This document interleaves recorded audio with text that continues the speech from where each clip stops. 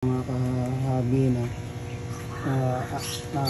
inalis ko na yung mga PKBM ko, no?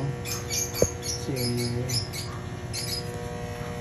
bakit kamo? Kasi talagang yung lupa naka-label lang talaga sa ano, no? Sa fish pond. So yung matitibay lang talaga isda na hindi sensitive, like yung mga swordtail, talaga nabubuhay talaga sila kahit nagburak na yan eh. Hindi ko lang namamatay sa kanila kasi ito yung mga lupa na yan, mga kalat na yung mga dahon napunta dito doon, kaya sobrang dumi nila. May namatay ng puso, yung mga gabok, yung mga kalat, mga basura napunta dito, guys. Kaya napansin ko yung dalawang piraso, akala ko mga anak, sila pala, yung parang natirik yung nila, kaliskes, no? Natirik, tapos akala mo bintog na bintog.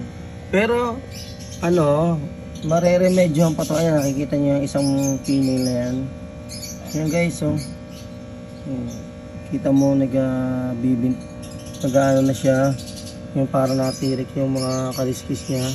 So nag-start na siya magkasakit, kaya kinuwarantin ko yung dalawa. Kaya kinuwarantin ko itong dalawa para maiwasan natin na ma-dead sila, maka-recover. Kita mo yung pagkakaiba ng mga to sa kanila, no? Walang ano ang kaliskis nila, baka mahawa. So nilipat ko, no, yung lemonade ko.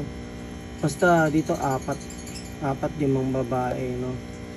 Tapos dito yung nag-isa lalaki, yung lemonade na balloon molly, kasama yung PKBM. Tapos dito nilagay ko yung isang PKBM lalaki rin, tapos isang lemonade na may batik, no, parang marble eh.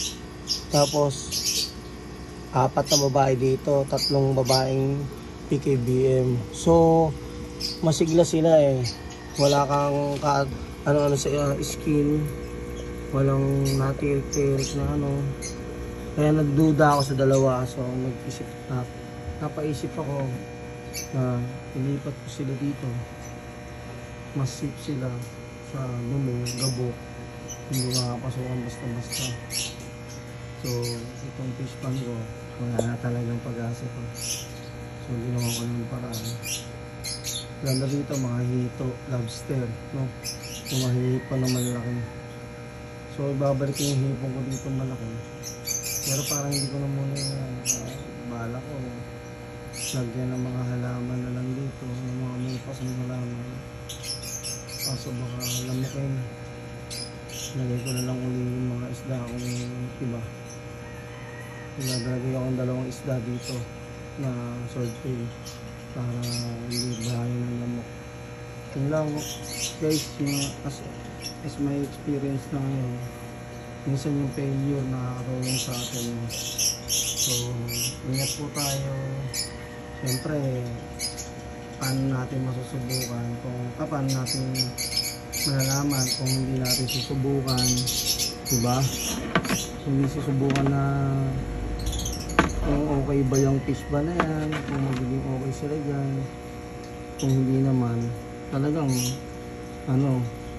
kailangan i-accept natin yung failure. Okay, that's all. Okay, isang bagsak dyan, boom. Lang tayo, sana may mga anak dyan. Update ko kayo na kung gagaling itong dalawa na to, no guys. Salamat po.